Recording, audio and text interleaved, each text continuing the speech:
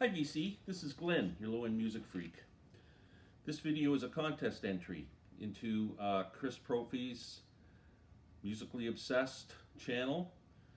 Chris started a contest in celebration of his 413th subscriber.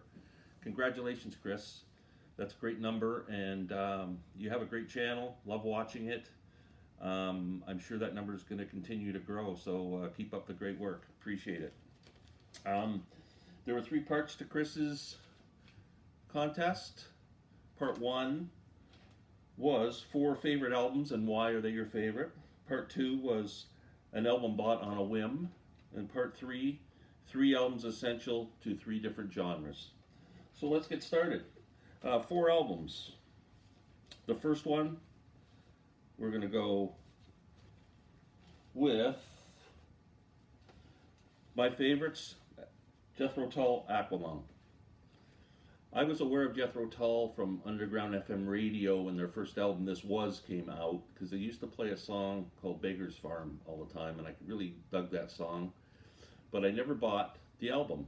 Then I think Stand Up came out, maybe Benefit, and I never bought those either, but then I was in the record store and saw Aqualung and fell in love with this cover and bought, I got to give Jethro Tull a shot. So I bought this and it's sung to me the first time I heard it. I can't believe how much I loved it. It has been a favorite of mine ever since. I bought it for the cover, but love the music. It's incredible. Great album. The songs, it's kind of like a concept album, except all the songs, they flow together, but there really is no concept. But just amazing album. Martin Barre's guitar playing is incredible. John Anderson, the songs he wrote here are wonderful. Wondering Aloud, and of course Aqualung. Locomotive Breath is a rocker. Great album. One of my top 3 albums of all time. Next, Spirit, 12 Dreams of Dr. Sardonicus. I'm not sure how many of you have heard this album. It is another album that kind of sounds like a concept album. All the songs flow wonderfully together. It's really eclectic in its sound. It's psychedelic. It has some moments of soul where they bring in some saxophones and lots of great guitar playing. The harmonies are fantastic. This album is one that if you start listening to it, it grows and grows and grows on you. Again, one of my top 10 albums of all time. I absolutely love this album. Next, Bob Dylan, Blonde on Blonde. Again, one of my top 3 albums of all time. When this album came out, I believe it was the first double rock album. I think it was pretty mind-blowing when one song took up the whole side 4 with Sad-Eyed Lady of the Lowlands. That's something I don't think rock fans were used to. Has great hits on it. Rainy Day Woman, I Want You, Just Like a Woman. My favorite Dylan song is Visions of Johanna. That's on here.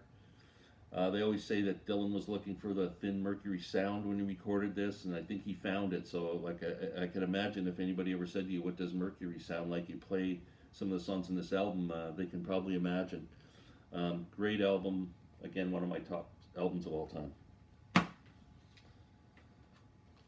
Sgt Pepper, what can be said about this? I think this is the greatest album of all time. Brilliant cover. I think it was the first, at least, rock album that had all the lyrics printed on it. It came with all kinds of inserts. The music is incredible. I wouldn't change a note. One of my favorite Beatles songs is Within You Without You, that turned me on to Indian music. What can you say about Sgt Pepper? It kick-started the summer of love, and I don't think you went a day without hearing it on somebody's turntable. Fantastic album. Okay, the second part of this contest was one album bought on a whim. I'm going with the Claypool Lennon Delirium. This particular album is called South of Reality. I bought this having not known it was out or that they were preparing to play together. I mean, Les Claypool, I'm a bass player, and Les Claypool is a monster bassist from Primus.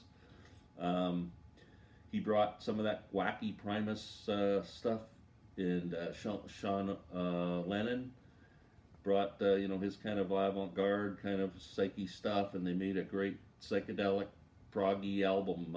I love this. Glad I bought it on a whim. They have one other CD out. I can't remember what the name of it is off the top of my head, but highly recommend this if you're into psych music.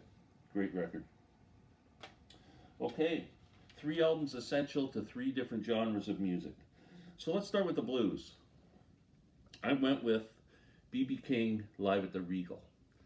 Now, the reason I picked this, other than the fact that it is a great album, if you hear interviews with some of the blues guys, the white blues guys, Eric Clapton, Don Felder from the Eagles wrote about it in his book, how influential it was. Clapton mentioned it as one of his biggest influences when he was playing the blues. A lot of guys talk about this album as an influence, so that's why I picked it. Great CD if you don't have it, or record. Okay, next, let's do the prog rock genre. How can you go wrong with the first prog rock album ever, as far as I'm concerned? King Crimson in the Court of the Crimson King.